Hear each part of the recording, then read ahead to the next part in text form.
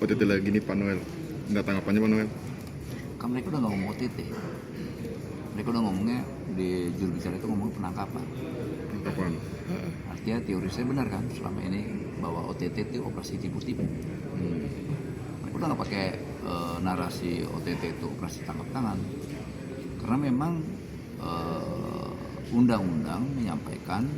Ini saya ada ini undang-undang ini dulu. Maaf, ini undang-undang ya yang bicara buat saya. Taruh di nah saya bacain undang-undangnya ya. Nih, biar kalian tahu nih, maksud saya media juga punya peran untuk menyampaikan ke publik bahwa pasal 1 angka 19 kuhap lama itu sama tuh menyebutkan tertangkap tangan adalah tertangkapnya seseorang pada waktu sedang melakukan tindak pidana. Itu pasti misalnya nyopet, mencuri motor, nah itu OTT.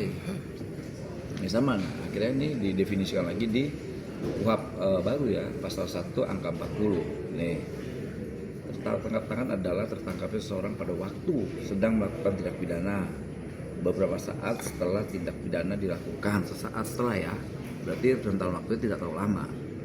Kemudian sesaat kemudian diserukan oleh khalayak ramai sebagai orang yang melakukan tindak pidana, misalnya copet, ranmor, maling, nah itu.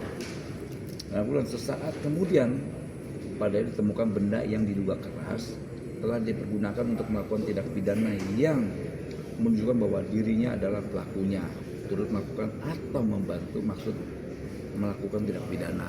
Ini bicara kuhap ya, bukan saya. Ini bicara kuhap. Nah, saya nggak tahu KPK ini pakai apa, gitu. Atau mereka mendefinisikan sendiri atau seperti apa.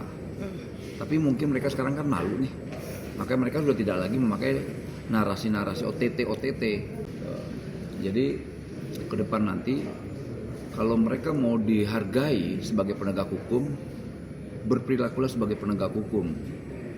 Gitu. Jangan sebagai konten kreator, YouTuber atau TikToker, jangan.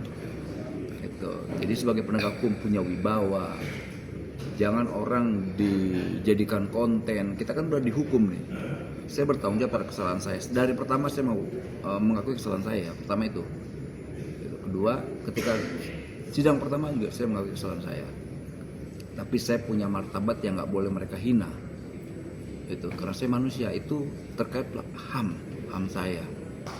Gitu. Berarti kalau Bang Noel melihat kan KPK itu lagi rutin nih melakukan OTT, itu justru jadi ajang buat mereka bikin konten segala macam Iya, gitu ya? bikin konten, bukan penegakan hukum. Bikin konten, ya nanti saya kasih tahu motivasi mereka ya, kenapa ada OTT ini.